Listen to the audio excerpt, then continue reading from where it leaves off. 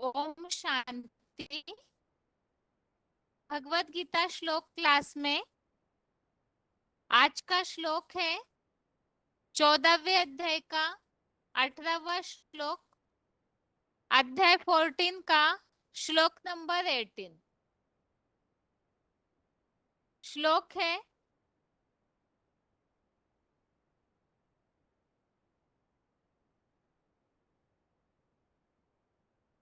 ऊर्ध्वं गच्छन्ति सत्त्वस्ता मध्ये तिष्ठन्ति राजसः जघन्य गुणवृत्तिस्ता अधो गच्छन्ति तामसः। श्लोक दोबारा।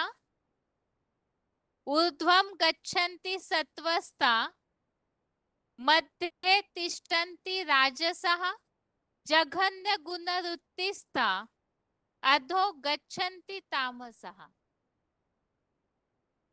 14वें अध्याय में हम यहाँ टॉपिक समझ रहे हैं प्रकृति के 3 गुण और उसका प्रभाव आत्माओं पर किस तरह से पड़ता है, किस तरह से आत्माएं 3 गुणों के प्रभाव में आकर, प्रकृति के प्रभाव में आकर सतयुग से लेकर के कलयुग तक उतरते हैं। और आज के श्लोक में भी यहाँ सतोगुण वाले किस तरह से ऊंची स्थिति में जाते हैं और तमोगुण वाले किस तरह से अधम गति को पाते हैं, उसके बारे में समझाने दी हुई है। और श्लोक एक बार फिर से अध्याय 14 का श्लोक नंबर 18 है। ऊर्ध्वं गच्छन्ति सत्त्वस्ता मध्ये तिष्ठन्ति राजसः जघन्य गुणवृत्तिस्ता अधो गच्छन्ति तामसः। श्लोक का संधि विच्छेद है ऊर्ध्वं गच्छन्ति सत्त्वस्था मध्ये तिष्ठन्ति राजसः जघन्य गुणवृत्तिस्था अधः गच्छन्ति तामसः। श्लोक का संधि विच्छेद दोबारा। ऊर्ध्वं गच्छन्ति सत्त्वस्था मध्ये तिष्ठन्ति राजसः जघन्य गुणवृत्तिस्था अधः गच्छन्ति तामसः।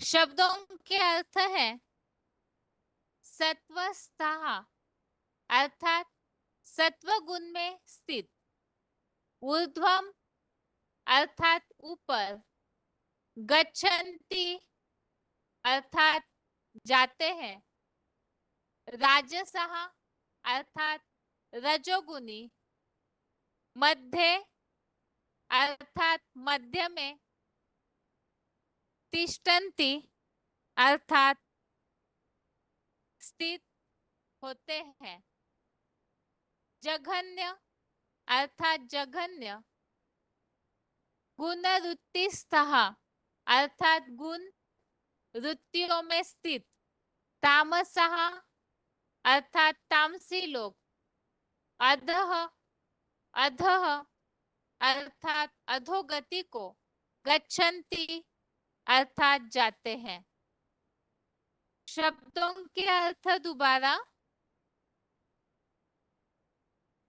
सत्वस्थः अर्थात सत्व गुण में स्थित, ऊर्ध्वम अर्थात ऊपर, गच्छन्ति अर्थात जाते हैं, राजसः अर्थात रजोगुणी, मध्य अर्थात मध्य में, तिष्ठन्ति अर्थात स्थित होते हैं, जघन्य अर्थात जघन्य, गुणवृत्तिस्थः अर्थात गुण वृत्तियों में स्थित, तामसः अर्थात तामसी लोग, अधः अर्थात अधोगति, अधोगति को गच्छन्ति अर्थात जाते हैं। श्लोक का अर्थ है सत्वगुण में स्थित ऊपर जाते हैं, रजोगुणी मध्य में स्थित होते हैं, जघन्य गुण वृत्तियों में स्थित तामसी लोग अधोगति में अधोगति को जाते हैं।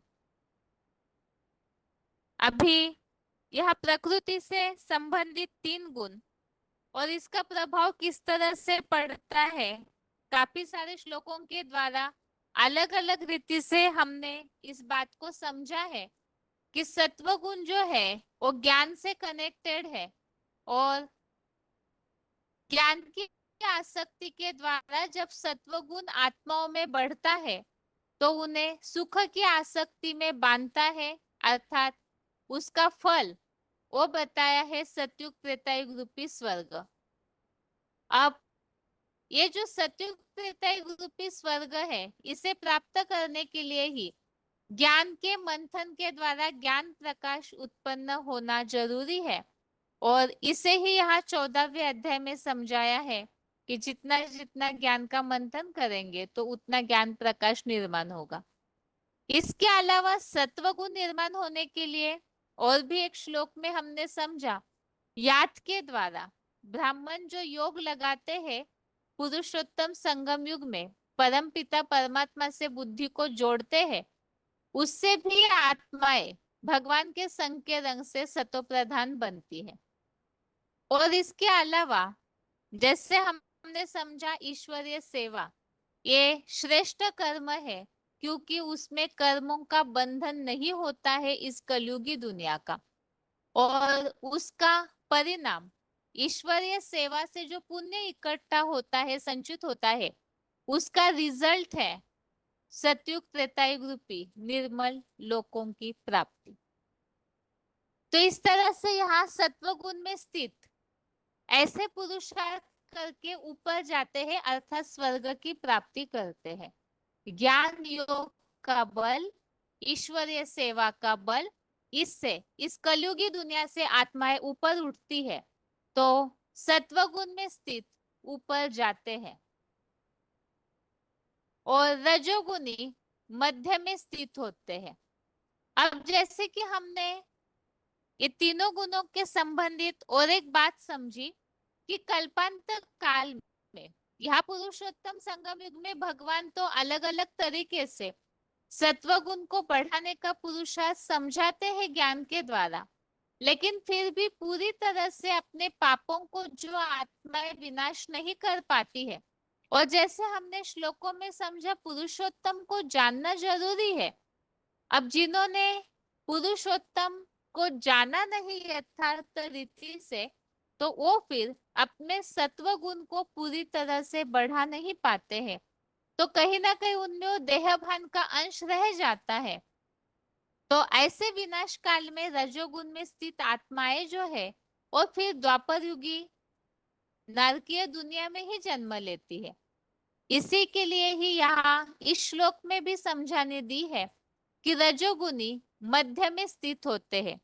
रजोगुण के लिए हमने समझा है कि रजोगुण अर्थात ही देहभान, देह के आकर्षण के द्वारा, देह के भान के द्वारा ये रजोगुण राजसी गुण निर्माण होता है और इससे संबंधित बातें हमने समझी।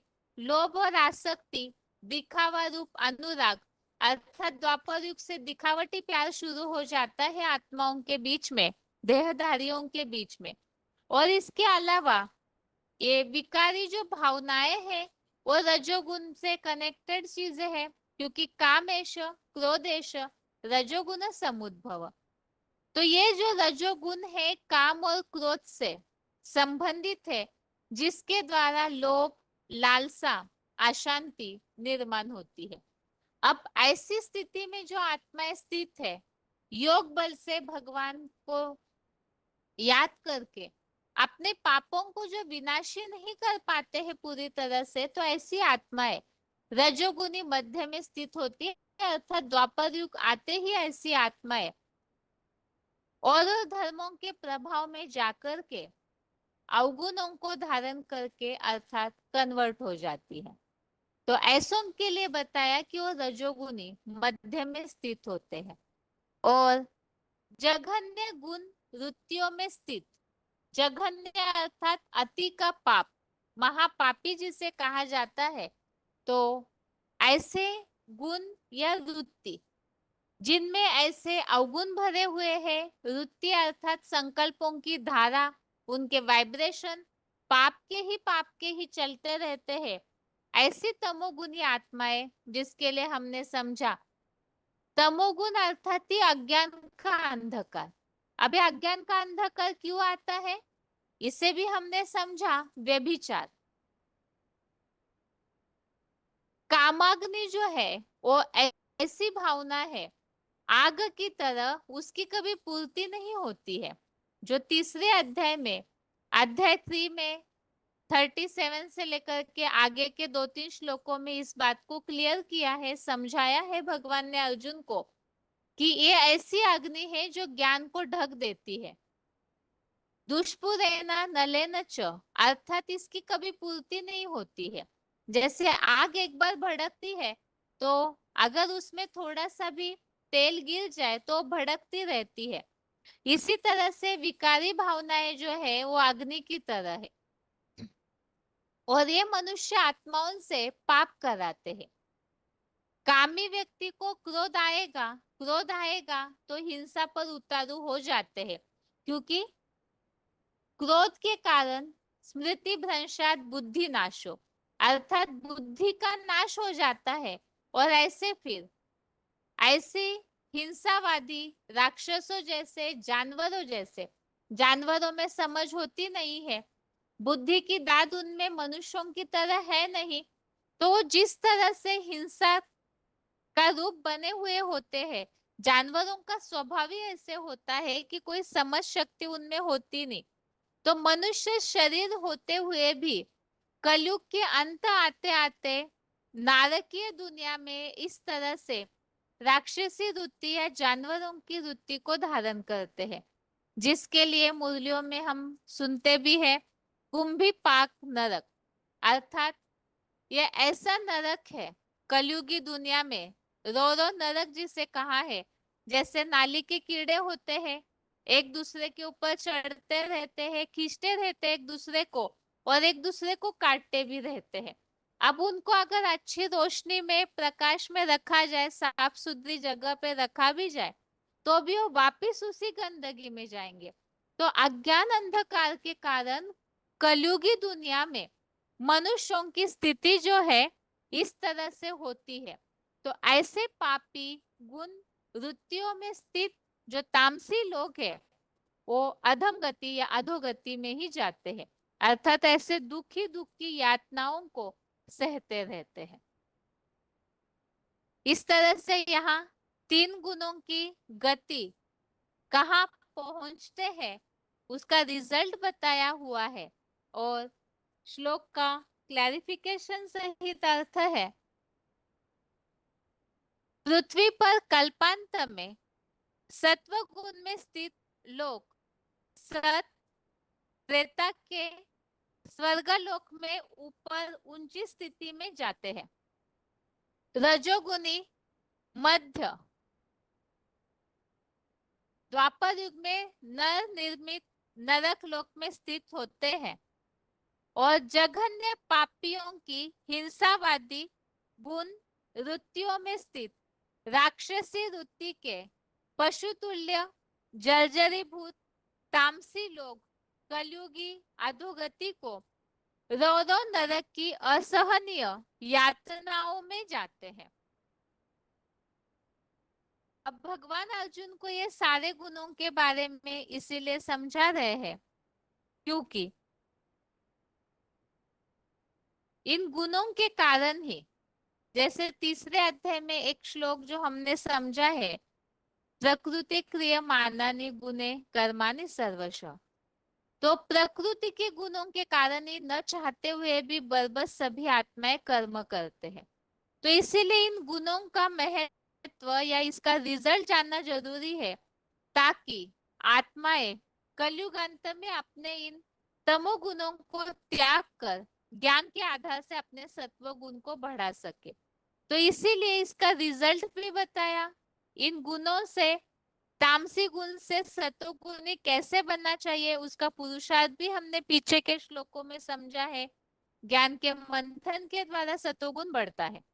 अब यहाँ रिजल्ट बताया हुआ है कि सत्व गुण में स्थित जो है, शास्त्रों में या भक्ति मार्ग में ऐसे माना जाता है कि स्वर्ग आसमान से ऊपर कहीं है। अब अगर ऐसे होता तो कहीं ना कहीं किसी न किसी को स्वर्ग या देवताएं दिखने चाहिए थे। लेकिन यह वास्तव में स्वर्ग कोई आसमान से ऊपर ऐसा कोई स्वर्गलोक नहीं है, ना ही मृत्यु के बाद कोई वहां पहुंचते हैं, बल्कि इसी दुनिया में स्वर्ग भी है और नर्क भी है। मनुष्य अपने कर्मों से ऊंचे उठते हैं तो स्वर्ग की प्राप्ति होती है, और नीचे गिरते हैं तो नरकीय दुनिया की दुख, अशांति की प्राप्ति होती है। इसका प्रूफ जो है वो यहाँ भगवत गीता में ही 16वें अध्याय में इस बात का उल्लेख, हम कई बार बेसिक टॉपिक में भी इस बात को समझे हैं। दो भूत सर्गो लोके अस्मिन दैव असुर एव च, अर्थात इसी सृष्टि पर दो प्रकार की प्राणियों की सृष्टि है। एक तो देवताई सृष्टि और एक है आसुरी सृष्टि। तो देवताई सृष्टि अर्थात मनुष्य जब अपने गुणों से ऊंचे उठते हैं, जब कलयुगांत में भगवान इस सृष्टि पर आते हैं, आकर के भगवान के ज्ञान द्वारा, जो कहा गया है रीते ज्ञानांत मुक्ति, ज्ञान के सिवाय दुखों से, दर्दों से, अशांति से, पापों से मुक्ति हो नहीं सकती।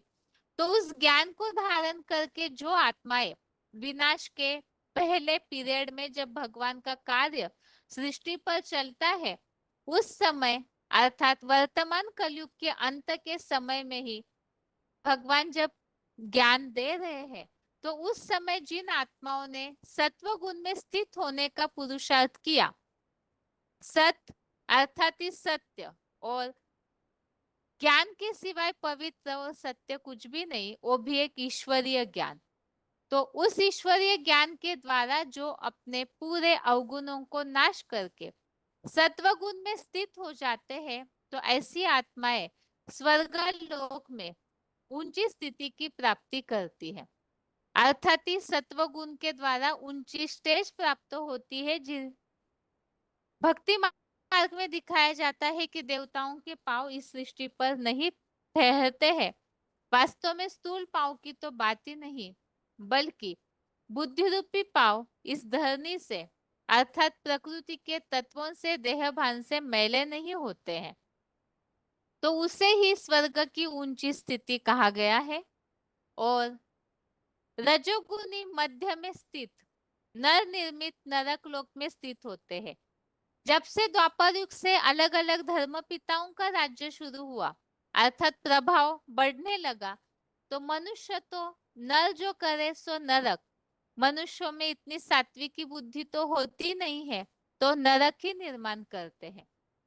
और कलयुगी तामसी दुनिया में तो ऐसी हिंसा बढ़ती है, विकारी हिंसाएं और स्थूल हिंसाएं भी इस तरह बढ़ती है कि मनुष्य राक्षस हो जाते हैं, जिसका रिजल्ट वर्तमान समय जितने भी संसाधन है, जहां पर भी इंफॉर्मेशन टेक्नोलॉजी के द्वारा ये सारी बातें बताई जाती है, आज की दुनिया की जो हालत बताई जा रही है, तो यही प्रमाण है कि मनुष्य किस तरह से अपनी मानवीयता, इंसानियत छोड़कर राक्षसों जैसे संस्कारों को, जानवरों जैसे संस्कारों को धारण करते हैं, अपने विकारी भावनाओं की पूर्ति के लिए, अपने लोभ, आसक्ति, इच्छाओं की पूर्ति के लिए। तो ऐसी आत्माएं जो है रो रो नरक की असहनीय यातनाओं में जाते हैं। वो किस तरह से सतोगुनी, रजोगुनी और तामसी लोगों को प्राप्ति होती है, उसे हम आगे पॉइंट्स में समझेंगे ही। यहाँ पर जो श्लोक में उल्लेख आया है तामसी लोगों का, तामसी लोग अधोगति में जाते हैं, इसी से संबंधित यहाँ रेफरेंस श्लोक लिए है 16वें अध्याय के। जघन्य गुण वृत्तियों में स्थित अधोगति में जाते हैं। अध्याय 16 का श्लोक नंबर 19, इसमें बताया है द्वेष करने वाले क्रूर मनुष्यों में सबसे नीच महापापियों को मैं संसार चक्र में सदा काल आसुरी योनियों में ही फेंकता हूँ। और 16वें अध्याय का 20, अध्याय 16 का श्लोक नंबर 20, जन्म जन्म नारकीय आसुरी योनि को प्राप्त हुए मूर्ख लोग मुझको न पाकर वहां से अति दुखों की अधम गति ही पाते हैं। इस तरह से श्लोक में हमने तीनों गुणों में स्थित लोगों का रिजल्ट समझा है और किस तरह से हमें सतोगुण धारण करना जरूरी है, ईश्वरीय ज्ञान सुनना जरूरी है, इसके बारे में यहाँ समझ में आता है। क्योंकि तामसी बने रहेंगे तो नारकीय यातनाओं को सहना पड़ेगा। अभी श्लोक का उच्चारण सुनते हैं, उसके बाद पॉइंट्स।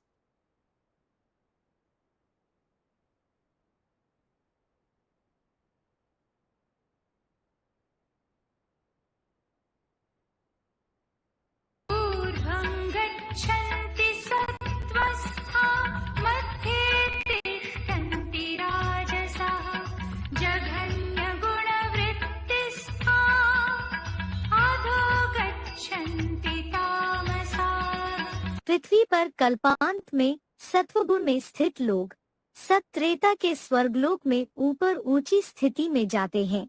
रजोगुणी मध्य द्वापर युग में नर निर्मित नरक लोक में स्थित होते हैं और जघन्य पापियों की हिंसावादी गुणवृत्तियों में स्थित राक्षसी वृत्ति के पशुतुल्य जर्जरी भूत तामसी लोग कलियुगी अधोगति के रौरव नरक की असहनीय यातनाओं में जाते हैं।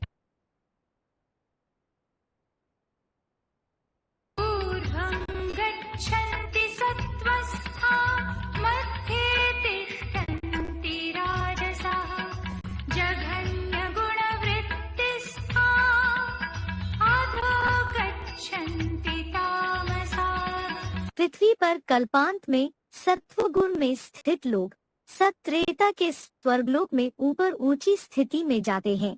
रजोगुणी मध्य द्वापर युग में नर निर्मित नरक लोक में स्थित होते हैं और जघन्य पापियों की हिंसावादी गुणवृत्तियों में स्थित राक्षसी वृत्ति के पशुतुल्य जर्जरी भूत तामसी लोग कलियुगी अधोगति के रौरव नरक की असहनीय यातनाओं में जाते हैं।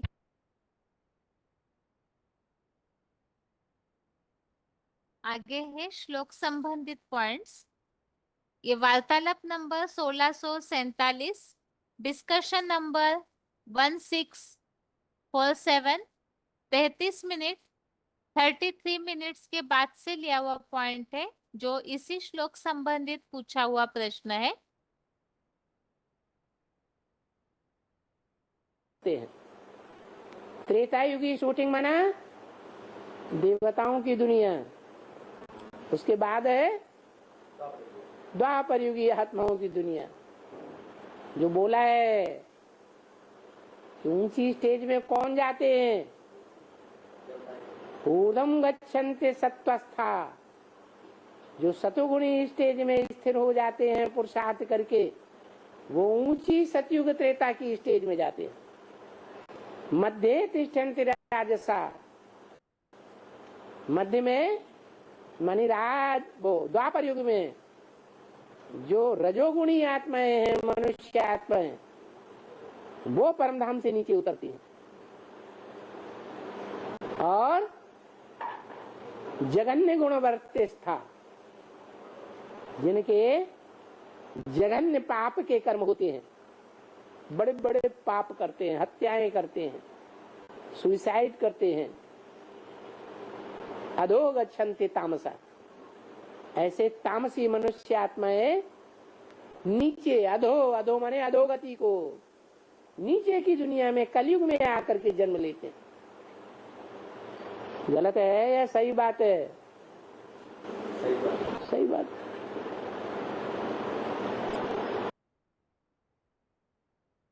अगला पॉइंट है वार्तालाप नंबर 1710 1710 4 मिनट 4 मिनट्स के बाद से लिया हुआ पॉइंट है। पृथ्वी पर कल्पांत में सत्वगुण में स्थित लोग सत त्रेता के स्वर्गलोक में ऊपर जाते हैं।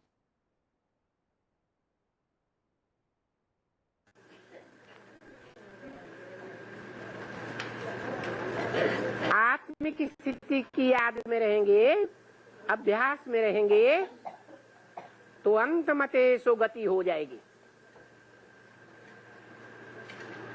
अंत में भी आत्मिक स्थिति याद आ जाएगी, देह भूल जाएगी, रावण के पंजे से छूट जाएंगे और सतयुग त्रेता रूपी स्वर्ग की दुनिया में आ जाएंगे। ऐसे न समझो स्वर्ग कोई ऊपर होता है, नरक कोई पाताल में होता है, नहीं, इस नई दुनिया में ही स्वर्ग होता है जो भगवान के द्वारा बनाई जाती है। और दुनिया की हर चीज कभी न कभी तो पुरानी होती है। ये सृष्टि रूपी मकान भी जब पुराना शुरू होता है तो उसे द्वापुर कहा जाता है। रजो प्रधान, जैसे मनुष्य बचपन में सतो प्रधान बच्चा होता है, किशोरावस्था में सतो सामान्य हो जाता है,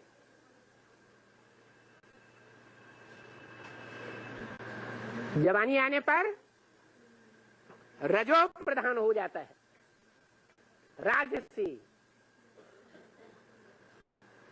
और बुढ़ापे में तमो प्रधान हो जाता है।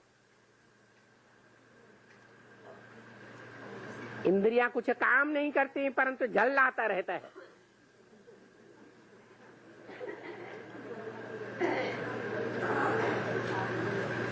दुनिया की हर चीज 4 अवस्थाओं से गुजरती है। ये सृष्टि भी 4 अवस्थाओं से गुजरती है। इस सृष्टि में भी कभी सतोगुण प्रधान हो जाता है सतयुग में, कभी रजोगुण प्रधान हो जाता है द्वापर में, कलयुग आते आते तामसी गुण प्रधान हो जाता है।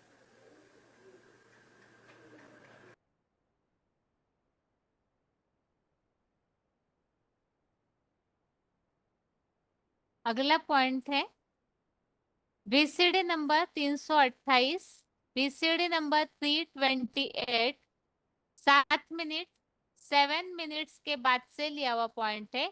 सत त्रेता के स्वर्गलोक में ऊपर ऊंची स्थिति में जाते हैं।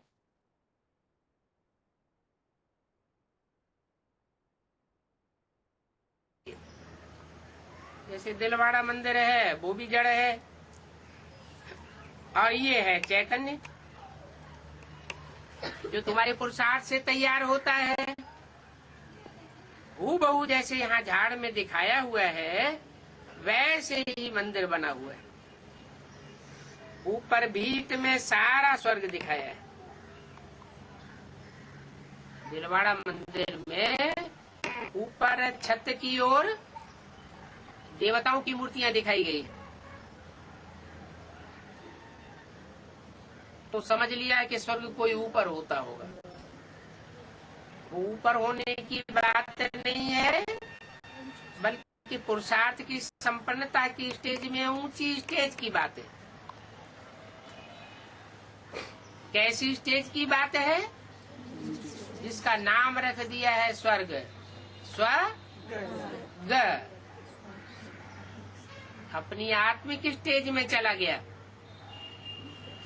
तो जो आत्मिक स्टेज में स्थित हो जाते हैं वो स्वर्ग का अनुभव करते हैं। जब तक देवान की स्थिति है, देवान का अनुभव करते हैं, तब तक नरक में पड़े। देवान से बनता है नरक और आत्माभिमान से बनता है स्वर्ग। तो स्वर्ग को ऊपर दिखाया गया है। ऊपर माना ऊंची स्टेज।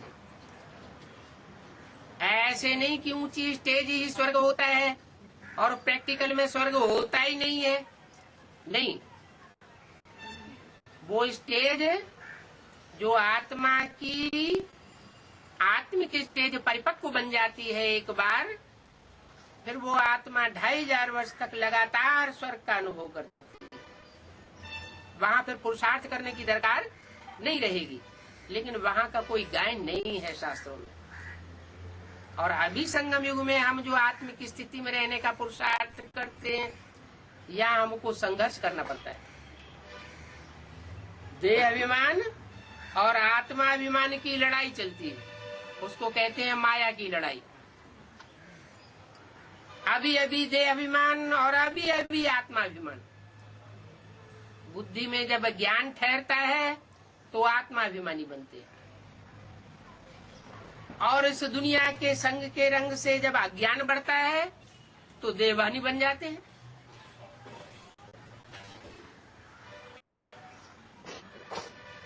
तो वो स्वर्ग ऊपर में दिखाया है, माना हम रहते तो नीचे ही दुनिया में हैं, लेकिन मन बुद्धि से इस दुनिया से जब उपराम है तो जैसे स्वर्ग में।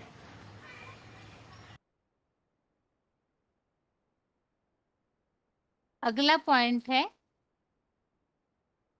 VCD number 2586, VCD number 2586, 15 minute 15 minutes के बाद से लिया हुआ पॉइंट है। रजोगुनी मध्य द्वापर युग में नर निर्मित नरक लोक में स्थित होते हैं।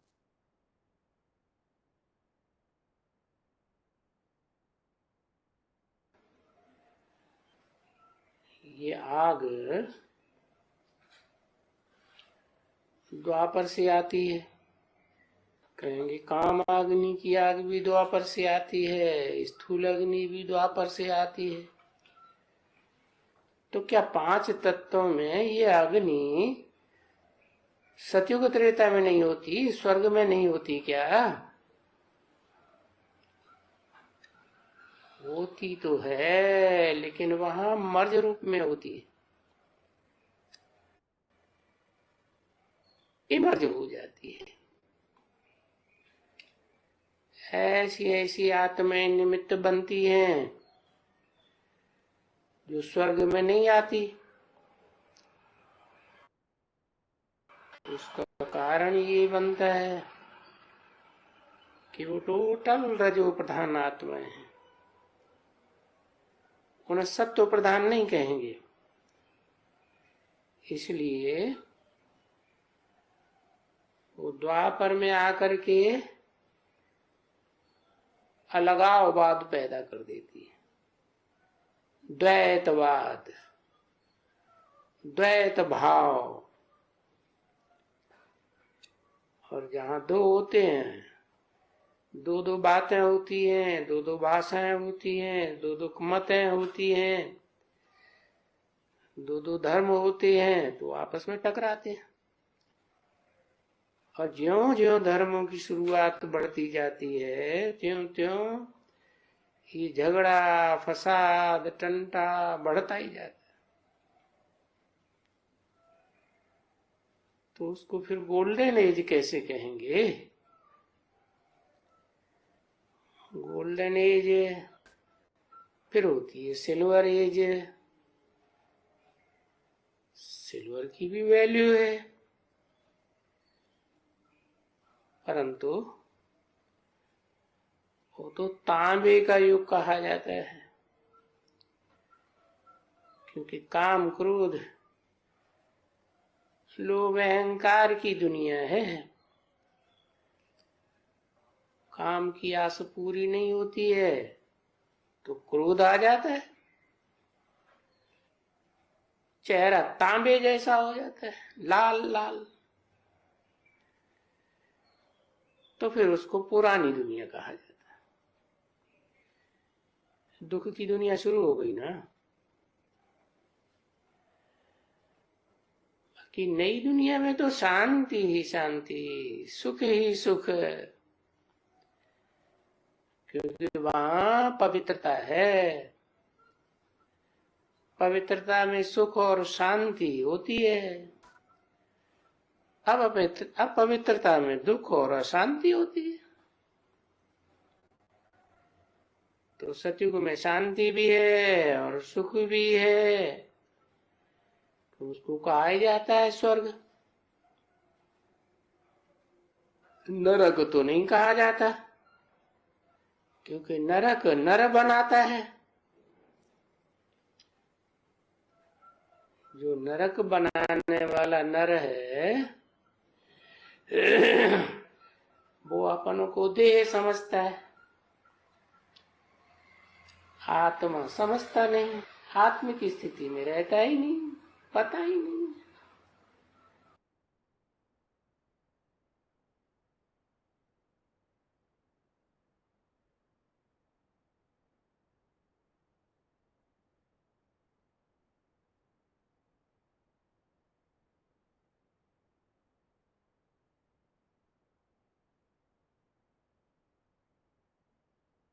अगला पॉइंट है VCD number 343, VCD number 343, 14 minutes के बाद से लिया हुआ पॉइंट है, नर निर्मित नरक लोक।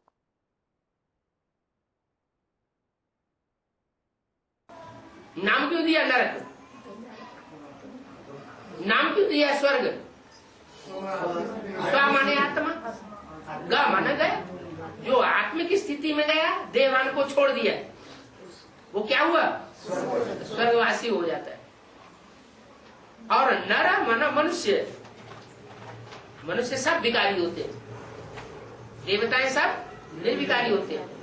तो मनुष्य जो विकारी होते हैं, विकारी मनुष्य जो भी करेगा, नर जो करेगा, क्या करेगा? नरक। नर क्या करेगा? नरक। और स्वस्थिति क्या करेगी? स्वर्ग। तो ये अंतर पड़ जाता है। इस दुनिया में जितने भी मनुष्य हैं, बड़े बड़े बड़े महात्माएं हो, पुण्यात्माएं हो, ऋषि मुनि सन्यासी हो, बड़े बड़े धर्म पिताएं हो, उन्होंने सबने इस दुनिया में आकर के क्या बनाया? नरक बनाया। नर बनाता है नरक, और भगवान हमारी स्वस्थिति बना करके बनाता है स्वर्ग। स्वस्थिति से स्वर्ग और नर से नरक। तो स्वस्थिति धारण करेंगे तो देवता बनेंगे, स्वस्थिति से नीचे आएंगे देवहानी बनेंगे, देवहान से फिर 5 विकार पैदा होते। अरे देह अपन को समझा तो दूसरे को भी देह के रूप में देखेंगे। मैं पुरुष हूँ, ये स्त्री है, बस आया देवहान। देवहान अपना रूप पहला विकराल रूप पकड़ता है, काम विकार का।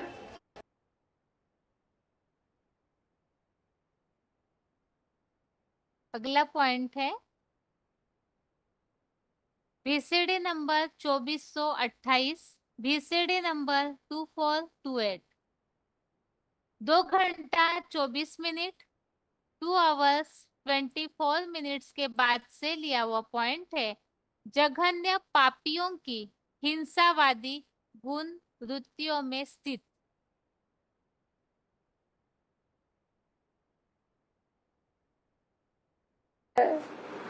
खराब कर्म किए हैं, और सबसे जास्ती खराब कर्म किए हैं राजा बनकर के। क्योंकि राजाएं जब अहंकार में आते हैं तो कुछ भी करते हैं कि नहीं है? टीपू सुल्तान मालूम क्या करता था? मैसूर वालों से पूछो क्या करता था जघन्य काम। अरे बता दो ना, क्या करता था? है? अरे एक चोटी थी, टीपू चोटी कही जाती है। क्या क्या कही जाती? टीपू सुल्तान की चोटी, पहाड़ की। वहां से धक्का मारता था और नीचे उसकी हड्डियां हड्डियां चूर चूर हो जाती, पत्थरों से टकराते टकराते ऐसे ऐसे ऐसे दंड देता था। वास्तव में किसी की जान लेना ये किसी का हक नहीं है। क्या तुलसीदास ने लिखा? हानि लाभ जीवन मरण यश अपयश विधि हाथ। ये विधाता के हाथ में है, किसी मनुष्य के हाथ में ये नहीं है कि वो उसकी जान ले ले, मौत दे दे। लेकिन राजाओं ने क्या किया है? मौत के घाट ढेरों को सैकड़ों को उतारा या नहीं उतारा? और उन पाप कर्म करने वालों में सबसे जघन्य हत्या का पाप कर्म करने वाले होते हैं, चाहे वो अपनी हत्या करें चाहे वो दूसरों की हत्या करें। ये जघन्य पाप करने वालों में सबसे बड़ा पापी कौन हुआ? अरे कोई हुआ कि नहीं हुआ? उसके अंदर ये संस्कार कहां से आए? अरे कौन से युग से आए? संगम युग से आए। आगे अगला पॉइंट है BCD number 211, BCD number 211, 14 minute 14 minutes के बाद से लिया हुआ पॉइंट है। राक्षसी वृत्ति के पशु तुल्य तामसी लोग।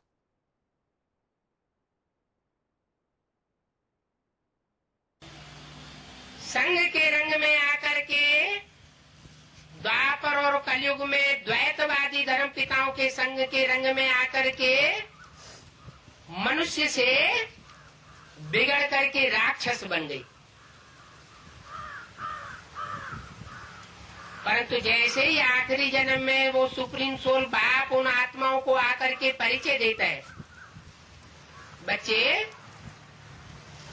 तुम राक्षसी स्वभाव के नहीं थे, तुम तो देवता थे।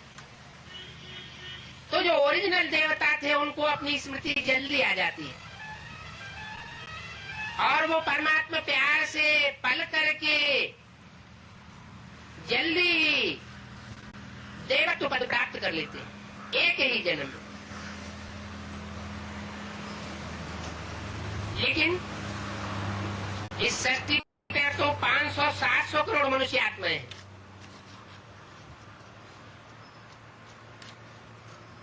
जो तन से, मन से, धन से, समय और संपर्क से, संबंध से, सब प्रकार से दूसरों को दुख देने वाली बन चुकी है। ऐसा कोई भी मनुष्य नहीं देखा होगा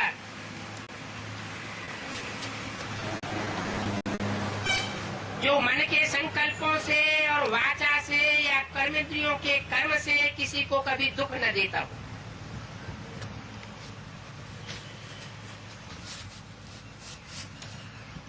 तो आखिरी कलयुगी जन्म में सारी मनुष्य आत्माएं जब ऐसी पतित भ्रष्ट कर्म करने वाली बन जाती है, दुखदायी कर्म करने वाली बन जाती है,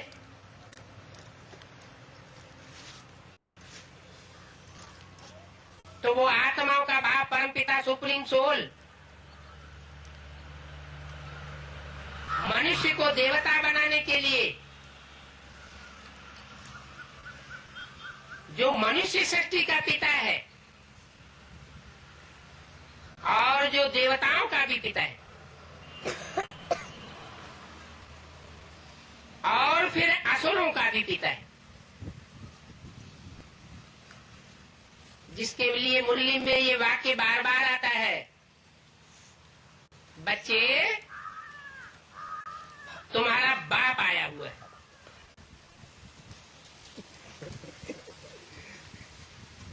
राक्षसों का भी बाप है।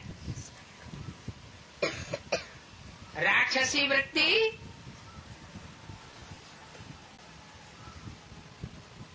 खान पान राक्षसी होता है।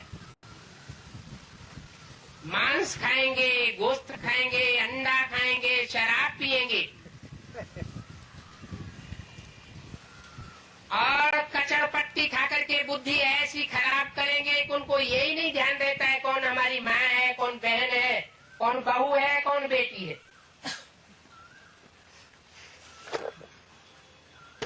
राक्षसी स्वभाव हो जाता है।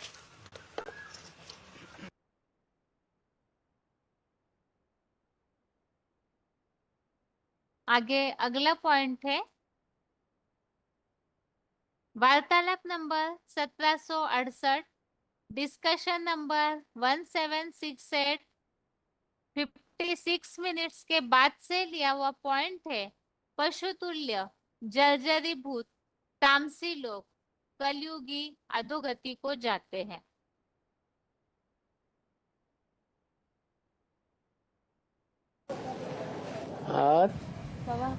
हाँ। दुर्गति को पाई हुई आत्मा, दुर्गति को पाई हुई आत्मा सत्युग में भी नहीं जाती, मूल वतन में भी नहीं जाती, तो फिर कहाँ जाती है? इसी नरक की दुनिया में पुनः आके जन्म लेती है। लास्ट में जाके जन्म कीड़े मकोड़ों वाली दुनिया में आके जन्म लेती है। 500 करोड़ के बीच में आ जाए सो भी नहीं।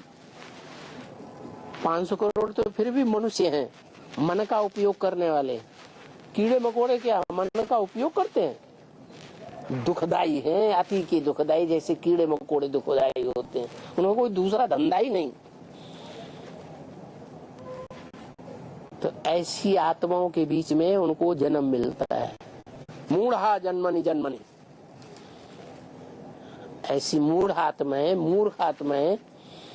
भगवान को पहचानती ही नहीं है। वो आकर के पुनः पुनः पुनः पुनः फिर उसी नरक की योनि में जन्म लेती है, कीड़े मकोड़ों के बीच में। दुर्गति की दुनिया है। गति, दुख देने वाली गति। कलयुग के अंत में आना और कहा सतयुग के आदि में आना। सदगति कहाँ है? सतयुग में। और दुर्गति कहाँ है? कलयुग के अंत में। अगला पॉइंट है BCD number 1785, BCD number 1785, 20 minute 20 minutes के बाद से लिया हुआ पॉइंट है नरक की असहनीय यातनाएं। यहाँ जो श्लोक में हम टॉपिक समझ रहे थे, तामसी लोग जो है इस तरह से अधोगति पाते हैं कि नरक की असहनीय यातनाएं उन्हें सहन करनी पड़ती है। और उस नरक की दुनिया के धर्म पिताएं इब्राहिम, बुद्ध, क्राइस्ट आदि वो मनुष्य है। नर है ना, तो नर क्या बनावेगा? नर नरक ही बनाता है। और वो नरक बनाने वाले ढेर के ढेर हैं। नरक में रहने वाले भी ढेर के ढेर और बनाने वाले भी ढेर के ढेर, क्योंकि मल्टीप्लिकेशन हुई है।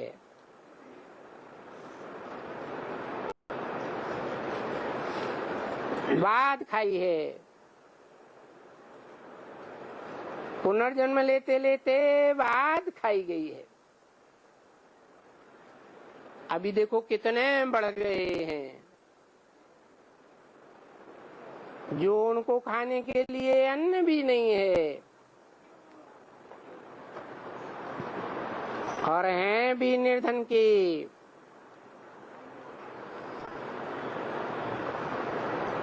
बिच्छू टिंडन के माफिक बच्चे बच्चियां जन्म लेते रहते हैं।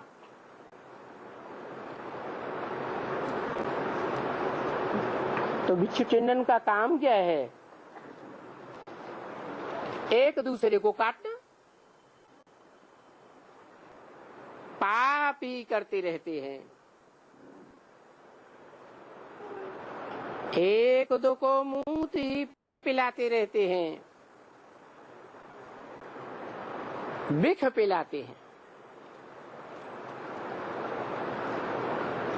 और जितना जितना बिखपाई बनते जाते हैं उतना क्रोधी बनते जाते हैं।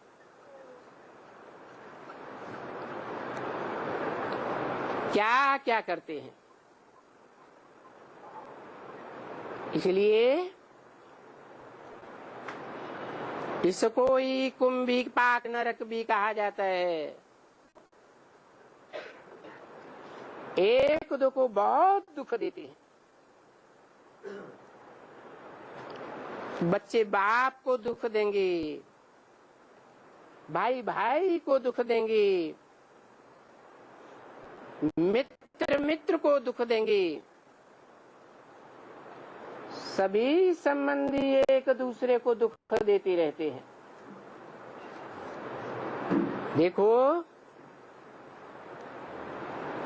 चारों तरफ में एक दो की दुश्मनी ही दुश्मनी है।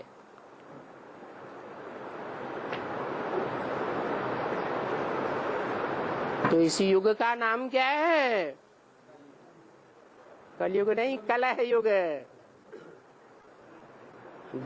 दुश्मनी में क्या होता है?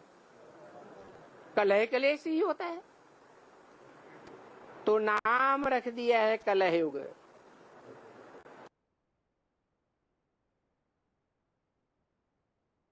इस तरह से आज के श्लोक संबंधित पॉइंट्स हमने समझे हैं और जिसमें तीनों गुणों का जो रिजल्ट है वो हमने समझा कि सत्व गुण में स्थित जो है स्वर्ग में जाते हैं, ऊपर जाते हैं। ऐसे श्लोक में भावार्थ में जो उल्लेख है तो ऊपर अर्थात कोई आसमान में जाने की बात नहीं, बल्कि ऊंची स्टेज में जाते हैं जहां दुख का नामो निशान नहीं, सुख और शांति में ऐसी स्वर्गीय दुनिया की प्राप्ति होती है। रजोगुनी जो है वो द्वापर युगी जो नर निर्मित नरक लोक है उसमें स्थित हो जाते हैं, अर्थात ही देहभान के कारण धर्म पिताएं जो भी धर्मों की स्थापना करते हैं उनमें जो भी अलग अलग प्रकार की विकारी भावनाएं निर्माण होती है, तो ऐसी दुनिया में ऐसी आत्माएं कन्वर्ट हो जाती है। और तामसी जो है तमोगुण में स्थित आत्माएं अधोगति को जाते हैं और जिसके कारण तमोगुण की निशानियां जो यहाँ श्लोक में बताई है, राक्षसी गुण वृत्तियों में स्थित जो जघन्य पापी है, ऐसी पशुतुल्य आत्माएं, जिसके लिए हमने समझा राक्षस अर्थात शास्त्रों में तो कोई अलग अलग भयानक चेहरे सींग लगे हुए इस तरह से असुरों को दिखाया जाता है। तो यहाँ ऐसे कोई सींग लगे हुए राक्षस असुरों की बात नहीं, बल्कि कर्म उनके ऐसे होते हैं जिसके लिए बताया कि वर्तमान कलयुगी दुनिया में ऐसी आत्माओं की निशानियां जो उनका खान पान जो है पूरी तरह से अशुद्ध होगा। जैसे जानवर एक दूसरे को चीर फाड़ के खाते हैं, ऐसे मनुष्य भी इस तरह से मांसाहारी हो जाते हैं, तो उन्हें राक्षसी क्वालिटी बताया हुआ है। और ऐसे ही पशु तुल्य आत्माएं जैसे कीड़े मकोड़ों की तरह एक दूसरे को काटते रहते हैं, जिनमें कोई भावनाएं मानवीयता नहीं होती है। और ऐसे तमोगुण में स्थित आत्माएं जो अज्ञान अंधकार में विकारी व्यभिचारी भावनाओं में जो स्थित आत्माएं हैं और नरक की असहनीय यातनाएं सहती है, अर्थात दुखी दुखी दुनिया में अधम गति की उन्हें प्राप्ति होती है। मूढ़ा जन्मनि जन्मनि, ये आज के श्लोक का अर्थ है। अभी आगे रिवीजन के लिए 11वें अध्याय का 38, अध्याय 11 का श्लोक नंबर 38। विराट रूप में भगवान ने अर्जुन को जो विराट रूप दिखाया है, भयंकर रूप देखने के बाद अर्जुन भगवान से पूछते हैं कि आप भयंकर रूप वाले कौन हैं? उस पर भगवान ने अर्जुन को बताया, कालो अस्मि, इस संसार का विनाश करता काल हूँ। इसलिए अर्जुन को भगवान ने समझाया है, उठ करके युद्ध करो, क्योंकि अगर तुम युद्ध नहीं भी करोगे तो भी ये जो भी विधर्मी और कौरव संप्रदाय है वो सब मारे जाएंगे, क्योंकि पूर्व कल्पों में भी इनका विनाश हुआ था। इसीलिए अर्जुन को बताया, उठ करके युद्ध करो और ये जो विधर्मी पापी है उनकी बुद्धि को इस सृष्टि पर से नष्ट करो। तो इसमें ये बात स्पष्ट हमने समझी कि महाभारत युद्ध ये केवल एक सनातन धर्म की स्थापना, क्योंकि भगवान शाश्वत धर्म गोप्ता, सनातन धर्म के शाश्वत धर्म के रक्षक है, उस धर्म की स्थापना हेतु लोगों का संगठन, श्रेष्ठ आत्माओं का संगठन इकट्ठा कर रहे, इसीलिए अर्जुन से कहा विधर्मियों की रुद्धि को नष्ट करो।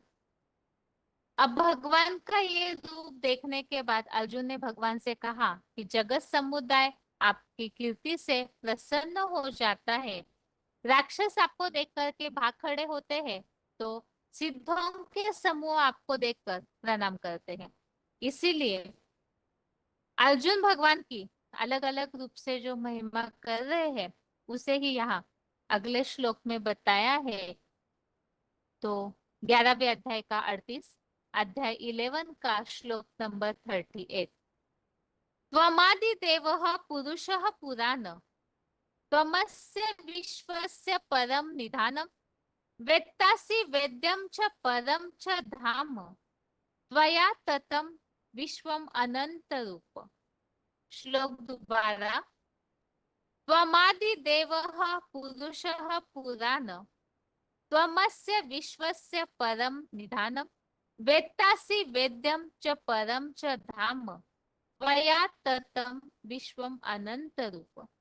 अर्थात आप आदिदेव हो, परे ते परे परम ब्रह्मा के धाम वाले हो, पुरातन पुरुष हो, आप इस विश्व के परम आश्रय हो और सब कुछ जानने वाले त्रिकालदर्शी हो, तथा संगम में सदा सर्वदा अखुट ज्ञान भंडारी रूप में जानने योग्य हो। हे अनंत गुण रूप शिव बाबा, वट बीज रूप से सृष्टि वृक्ष जैसे आपके निराकारी निर्विकारी बने बीज रूप जगत पिता से विश्व फैला है। तो यहाँ भगवान के उस विराट रूप की महिमा का उल्लेख किया हुआ है। वही आदिदेव भी है, पुरातन पुरुष है, ऊंचे ते ऊंचे धाम के रहने वाले हैं। तो परम पिता तो परम धाम के निवासी है ही, और इस सृष्टि पर भी हो, जो परे ते परे पार बजाने वाले हैं, उस परम ब्रह्म के निवासी है।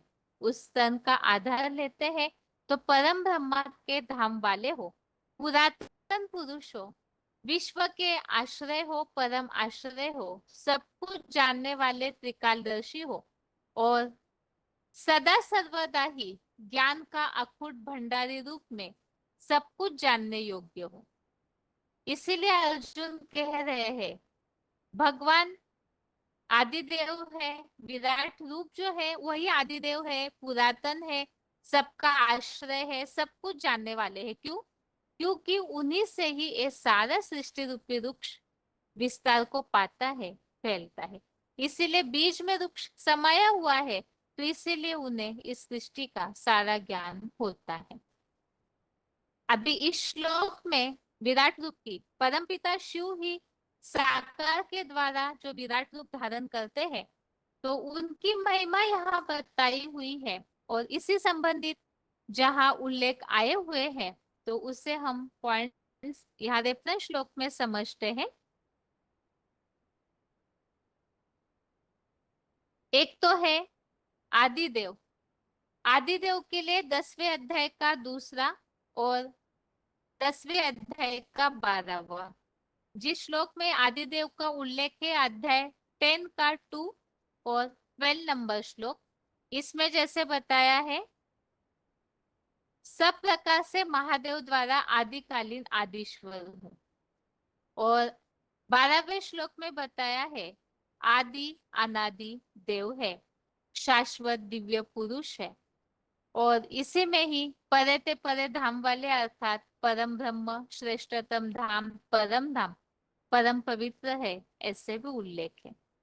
अगला रेफरेंस श्लोक है परे ते परे धाम वाले, इसे में 10वें अध्याय का 12 जो अभी हमने समझा, अध्याय 10 का श्लोक नंबर 12, 8वें अध्याय का 21, अध्याय 8 का श्लोक नंबर 21, इसमें भी बताया हुआ है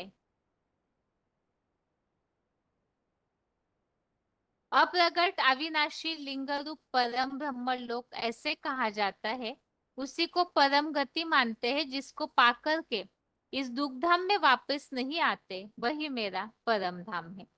और 15वें अध्याय का 6वां, अध्याय 15 का श्लोक नंबर 6, इसमें भी बताया है वह परम ब्रह्म लोक मेरा परम धाम है। श्लोक में उल्लेख आया है पुरातन पुरुष के रूप में, त्वमादि देव पुरुष पुराण, तो इसी संबंधित उल्लेख 11वें अध्याय का 18, अध्याय 11 का श्लोक नंबर 18, इसमें भी उल्लेख आया हुआ है परम पुरुष के रूप में आप सनातन परम पुरुष है। तो यहाँ प्राचीनतम धर्म पिता ब्रह्मा के पुत्र सनत कुमार विवस्वत द्वारा परम पुरुष आप अर्थात शिव बाबा है। श्लोक में उल्लेख आया है आप सारे विश्व के परम आश्रय है।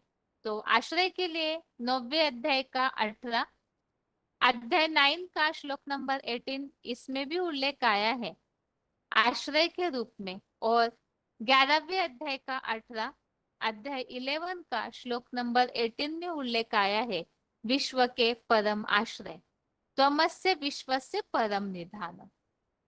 आगे है जानने वाले, आप सब कुछ जानने वाले हो।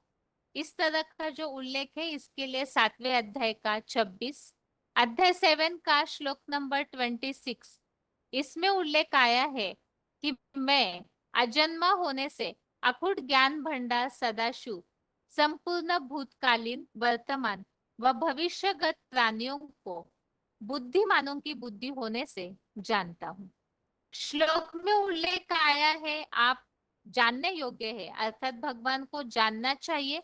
इस भाव से यह उल्लेख है कि आप जानने योग्य है। इसी संबंधित 9वें अध्याय का 17 अध्याय 9 का श्लोक नंबर 17 में उल्लेख है पिता अहमस्य जगतो माता धाता पितामह वेद्यम पवित्रम ओंकार। तो यह वेद्यम अर्थात जानने योग्य पवित्र ओंकार है क्योंकि वही बापों का बाप माता धाता विधाता है, इसीलिए वो जानने योग्य है, उन्हें जानना चाहिए।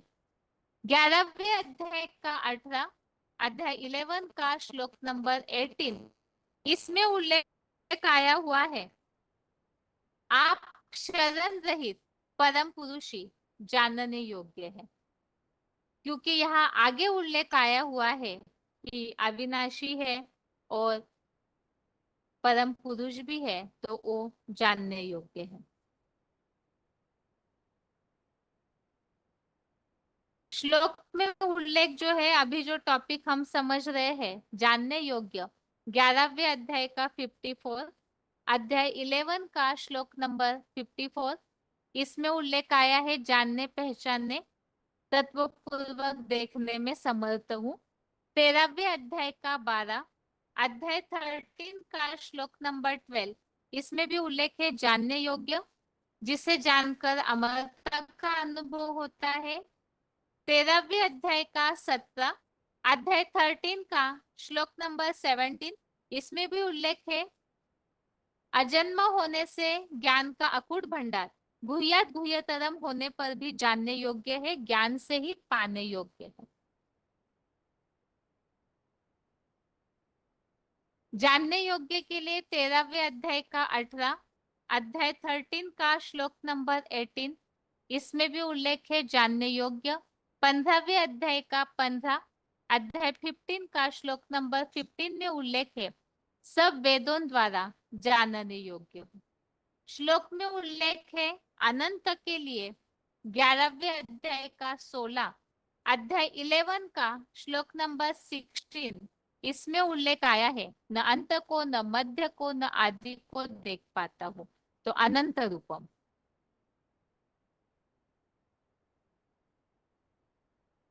अनंत के लिए ही 11वें अध्याय का 37 अध्याय 11 का श्लोक नंबर 37 इसमें भी उल्लेख आया है अंतहीन अर्थात अनंत। और 11वें अध्याय का 47 अध्याय 11 का 47 इसमें भी उल्लेख है परम तेजो में आदिकालीन अनंत गुण वाला। इस तरह से और एक टॉपिक आपसे ही विश्व फैला हुआ है जो उल्लेख आया है कि जगत पिता के द्वारा आपसे ही विश्व फैला है। तो इसके लिए दूसरे अध्याय का 17 अध्याय 2 का श्लोक नंबर 17 इसमें उल्लेख आया हुआ है सृष्टि बीज महादेव द्वारा यह अश्वत्थ वृक्ष फैला है। 8वें अध्याय का 22 अध्याय 8 का श्लोक नंबर 22 इसमें भी उल्लेख आया है जिस जगत पिता में सभी बीज जैसे रुद्राक्ष गण रूप प्राणी स्थित है तो उस सृष्टि वृक्ष के बीच मानवीय एक बाप से यह सारा सृष्टि वृक्ष विस्तृत है। आगे आपसे ही विश्व फैला है, इसी के लिए 9वें अध्याय का चौथा अध्याय 9 का श्लोक नंबर 4, इसमें हम समझे हैं अव्यक्त मूर्तिनाथ के द्वारा ही सारा वृक्ष फैला हुआ है। 13वें अध्याय का 30 अध्याय 13 का श्लोक नंबर 30, इसमें उल्लेख आया हुआ है प्राणियों की आकृति में भिन्नता को सृष्टि के एक बीज आदम में उपस्थित देखता है और उसी से सृष्टि के अनेक धर्मों के विस्तार को जानता है। तो यहाँ उसी एक बीज से ही सारा सृष्टि वृक्ष विस्तार होता है, ऐसे उल्लेख है। और 18वें अध्याय का 46 अध्याय 18 का श्लोक नंबर 46, इसमें भी उल्लेख आया है मानवीय सृष्टि वृक्ष सदाशिव ज्योति समान लिंग बीज से विस्तृत हुआ है। तो ये सारा वृक्ष उस एक से ही विस्तार को पाता है और वही इसीलिए आदिदेव है, पुरातन पुरुष है, शाश्वत है और सारे विश्व का आश्रय भी है। अभी श्लोक का उच्चारण और श्लोक संबंधित पॉइंट्स किस तरह से विराट रूप के द्वारा पुरातन पुरुष अनंत बनते हैं। दुनिया का सबसे पुरातन पुरुष।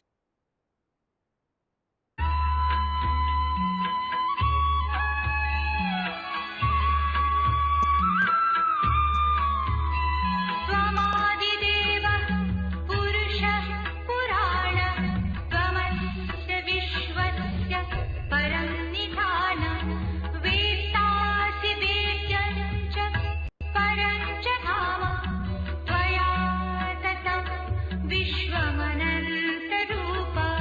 त्वम आदिदेवा परम धाम, आप आदिदेव हो, परे ते परे धाम वाले हो। पुराणः पुरुषः त्वम अस्य विश्वस्य परम निधानम, पुरातन पुरुष हो, आप इस विश्व के परम आश्रय हो। च वेत्ता च वेद्यम असि, और जानने वाले हो तथा जानने योग्य हो।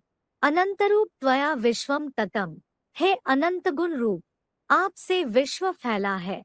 त्वम आदिदेवः परमधाम पुराणः पुरुषः त्वम अस्य विश्वस्य परम निधानम, च वेत्ता च वेद्यम असि, अनंतरूप त्वया विश्वम ततम। भावार्थ, आप आदिदेव हो, परे ते परे परम ब्रह्मा के धाम वाले हो, पुरातन पुरुष हो, आप इस विश्व के परम आश्रय हो और सब कुछ जानने वाले त्रिकालदर्शी हो तथा संगम में सदा सर्वदा अखूट ज्ञान भंडारी रूप में जानने योग्य हो।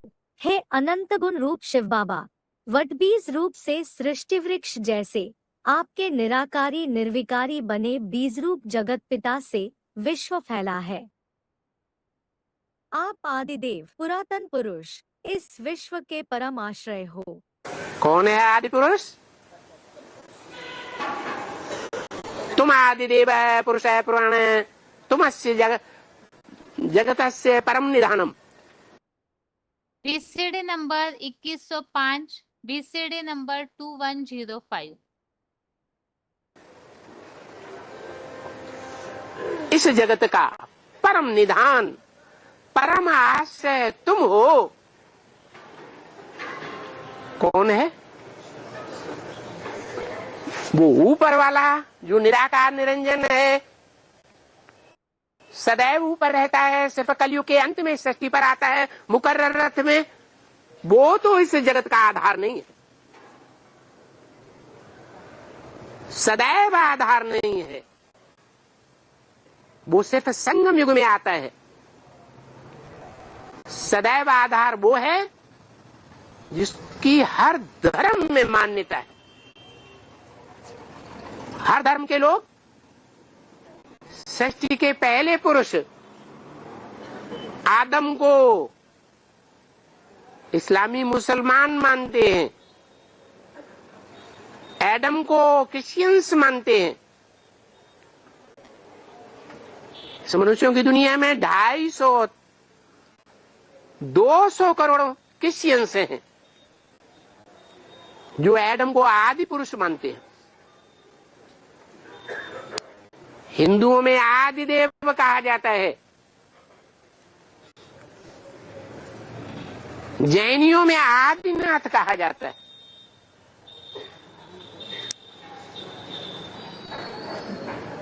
शब्दों में कितना साम्य है।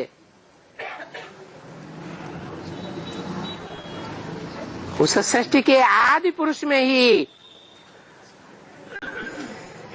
परमपिता परमात्मा निरंजन निराकार से वह प्रवेश करते हैं। परे ते परे परम ब्रह्मा के धाम वाले अखोट ज्ञान भंडारी। तो ये जो शिवलिंग यादगार दिखाया जाता है, किसकी यादगार है? VCD number 2435, VCD number 2435। के धाम वाले अखोट ज्ञान भंडारी। तो ये जो शिवलिंग यादगार दिखाया जाता है, किसकी यादगार है? शिव निराकार ज्योतिबिंदु जिसमें मुकर्रर रूप से प्रवेश करता है, उस हीरो पार्टधारी की यादगार है। इसलिए हीरे के रूप में सोमनाथ मंदिर में वो लिंग में हीरा जड़ा हुआ था। लिंग लाल लाल है, पत्थर बड़ा रूप। वो शरीर की यादगार है, जिस शरीर के रोम रोम में ज्ञान भरा रहता है, ज्ञान की रोशनी भरी रहती। वो शरीर रूपी जो घर है, वो ज्ञान का, वो रोशनी का ऐसा भंडार है, रोम रोम में ऐसा ज्ञान भरा हुआ है कि वो परम ब्रह्म का घर हो गया, और होता भी है वास्तव में। इसलिए लाल लाल पत्थर का लिंग दिखाया जाता है। शिव बाप भी ब्रह्मा मुख से वेदवाणी मुरली में कहते हैं, तुम बच्चे परम धाम को इस सृष्टि पर उतार लेंगे। माना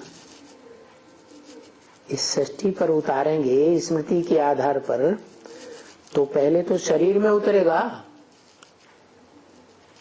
कोई शरीरधारी तो परम धाम के तरह लगातार प्रकाशित बनेगा ना, ज्ञान के प्रकाश से प्रकाशित, ज्ञान की रोशनी के भंडार से प्रकाशित। तो जो आत्मा ज्ञान के रोशनी के भंडार से भरपूर बन जाती है, उसे ब्रह्म के समान घर कहा है, आत्माओं का घर। सब कुछ जानने वाले त्रिकालदर्शी हो। बाप कहते हैं, इस ब्रह्मा के मुख से मैं सभी वेद शास्त्रों का सार सुनाए तुमको त्रिकालदर्शी बनाता हूँ। VCD number 1482, 1482।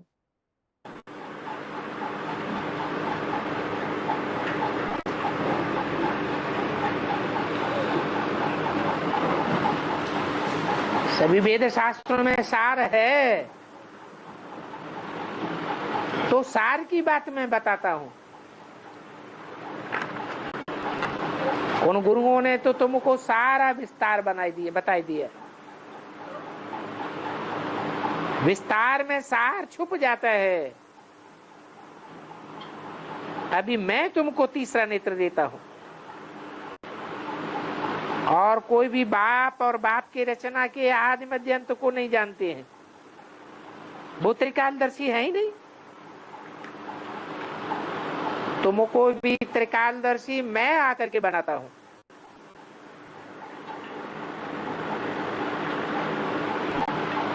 क्या बनाता हूं? त्रिकालदर्शी माने पास्ट के जन्मों को भी जानने वाला, वर्तमान जन्म को भी जानने वाला, और भविष्य में आने वाले जन्मों को भी जानने वाला। भूत भविष्य वर्तमान तीनों काल को जानने वाला मैं आकर के तुमको बनाता हूं।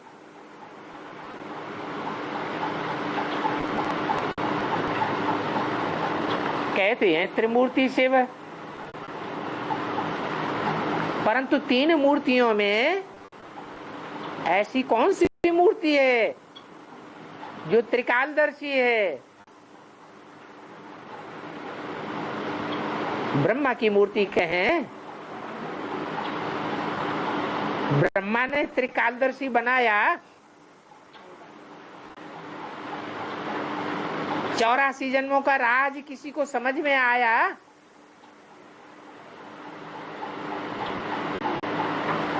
पहले तो अपने जन्मों का राज समझ में आवे।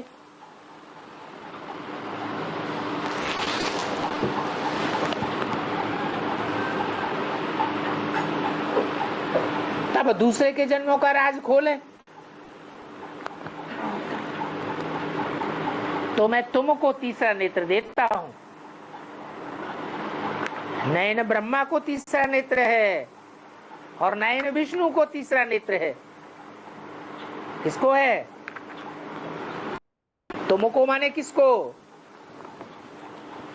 है? 3 बच्चे हैं, ब्रह्मा विष्णु शंकर है। ये पहलौटी के 3 बच्चे हैं। तो उन्होंने तुमको किसके लिए कहा? जरूर शंकर के लिए बोला है कि मैं तुमको तीसरा नेत्र देता हूं, जिस तीसरे नेत्र से तुम पहले अपने भूत भविष्य और वर्तमान के जन्मों को देखते हो। तो मेरे लिए ही गाया जाता है कि मैं आकर के तुमको त्रिकालदर्शी बनाता हूं। अनंत गुण रूप शिव बाबा। कितना गुण लिखे थे? PCD number 3178, PCD number 3178। Shiv की महिमा 32 गुण लिखे। तो मैं समझाता हूं, मैंने सिर्फ लिखने की बात नहीं है, सुनाने की बात नहीं है, ये बात समझने की है। क्या कि निराकार में गुण होते हैं, वो निर्गुण होता है निराकार, या सगुण होता है? हाँ, तो निर्गुण होता है। तो ये बात मुझे समझानी पड़ती है कि वो निराकार शिव है, आत्माओं का बाप, निराकारी आत्माओं का बाप है ना। वो जब तक साकार न बने मुकर्रर रूप से इस षष्ठी रूपी रंगमंच पर है, तब तक समझावेगा कैसे? गहराई से बात को गहराई से समझाना पड़ता है ना। नहीं तो समझते हैं निराकार ज्योति बिंदु शिव है, वो 32 गुणों वाला है। तो किसी ने कहा 32, हाँ उनका 32 गुण लिखा हुआ है, उनका, इनका नहीं। क्या इन ब्रह्मा में जो प्रवेश करते हैं तो इनका 32 गुण नहीं है, किनका है? जिस मुकर्रर रथधारी में, हाँ, मुकर्रर रूप से संगम पुरुषोत्तम संगम युग में आदि से लेकर अंत तक, आदि में भी, मध्य में भी, अंत में भी प्रवेश करते हैं, उनके ये गुण है। ऐसे है ना बच्ची? हाँ, सही साबूती ले रहे हैं किसी बच्ची से। तो किसी बच्ची ने कहा हाँ, तो 32 तो क्या, अरे उनमें तो अनगिनत सारे गुण हैं।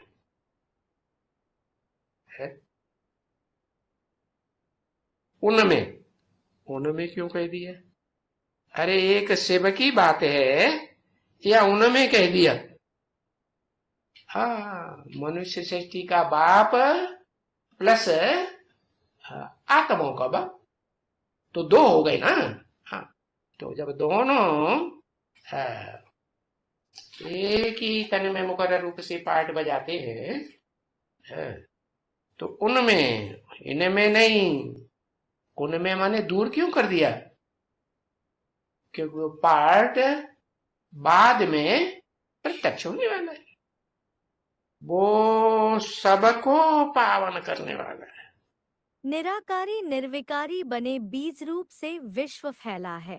तुम बच्चे अपने पुरुषार्थ से नंबरवार निराकारी बनते हो। VCD number 2312, VCD number 2312। जितने निराकारी बनते हो उतने निराकारी, निर्विकारी, निरहंकारी भी बनते हो। तो जो अव्वल नंबर साकार से निराकार बनता है उसका नाम है शिवलिंग। शिवलिंग अव्यक्त भी है, भले आंखों से लिंग दिखाई देता है फिर भी अव्यक्त कैसे है? जिस कारण गीता में भी अव्यक्त मूर्तिना शब्द आया हुआ है।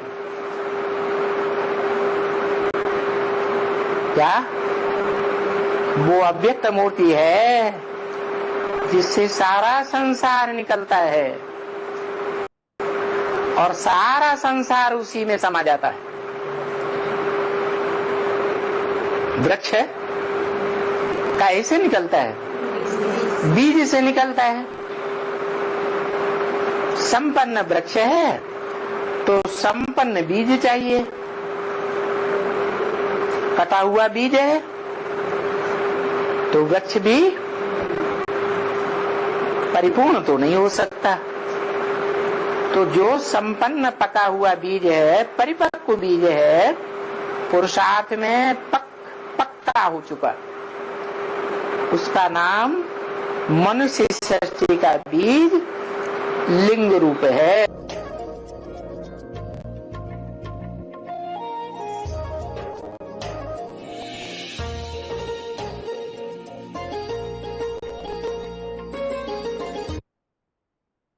इस तरह से 11वें अध्याय के 38वें श्लोक में हमने समझा जो बात 9वें अध्याय में भी बताई है कि अव्यक्त मूर्तिना के द्वारा ही यह सृष्टि रूपी वृक्ष फैला है। तो इसीलिए ही यहाँ इस श्लोक में बताया कि वही विराट रूप जो जगत पिता के द्वारा प्रसिद्ध होता है, प्रत्यक्ष होता है, तो वही आदिदेव है, सबके आश्रय है और उन्हीं से ही सारा वृक्ष विस्तारित होता है।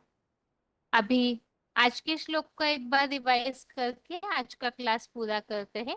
14वें अध्याय का 18, अध्याय 14 का श्लोक नंबर 18 है। ऊर्ध्वं गच्छन्ति सत्वस्था, मध्ये तिष्ठन्ति राजसः, जघन्य गुणवृत्तिस्था, अधो गच्छन्ति तामसः। श्लोक दोबारा। ऊर्ध्वं गच्छन्ति सत्वस्था, मध्ये तिष्ठन्ति राजसः, जघन्य गुणवृत्तिस्था, अधो गच्छन्ति तामसः।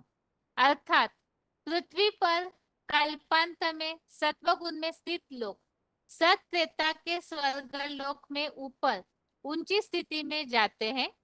रजोगुणी मध्य द्वापर युग में नर निर्मित नरक लोक में स्थित होते हैं और जघन्य पापियों की हिंसावादी गुण वृत्तियों में स्थित राक्षसी वृत्ति के पशुतुल्य जर्जरीभूत तामसी लोक कलयुगी अधोगति को रो नरक की असहनीय यातनाओं में जाते हैं।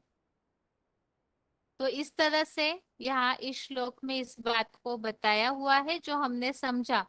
सत्वगुण में स्थित होने से ऊंची स्टेज की प्राप्ति होती है। रजोगुणी नरकीय दुनिया में ही स्थित हो जाते हैं। विकारी भावनाओं के कारण ऐसे नर निर्मित नरक लोक की दुनिया की प्राप्ति। और जो अति के पापी है, तमोगुण अर्थात अज्ञान का अंधकार, तो जहाँ अज्ञानता है वहां पाप ज्यादा होगा और ये पापों के कारण जघन्य पाप ऐसे किए हुए हैं जिस कारण से राक्षसी वृत्ति के पशु तुल्य ऐसे तामसी लोग जो है, राक्षसी वृत्ति के लिए हमने समझा हिंसाचार, अपने खान पान में भी जो मांसाहार रखते हैं, तो ऐसे जानवरों जैसे जिनकी स्थिति है, मानसिकता है, तो ऐसी आत्माएं जो है, ऐसे लोग अधोगति को, अधम गति को पाते हैं, अर्थात मूढ़ा जन्मनी जन्मनी, जो असहनीय नारकीय यातनाएं सहने पड़ते हैं। और इसी के लिए हमने रेफरेंस श्लोक समझे 16वें अध्याय का 19-20 इसमें बताया है असुर योनियों की क्या हालत होती है, अधम गति को पाते हैं।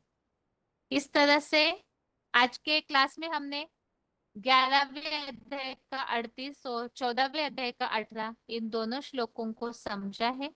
और इसके साथ ही आज के लिए गीता क्लास यहाँ ही पूरा करते हैं। ओम शांति।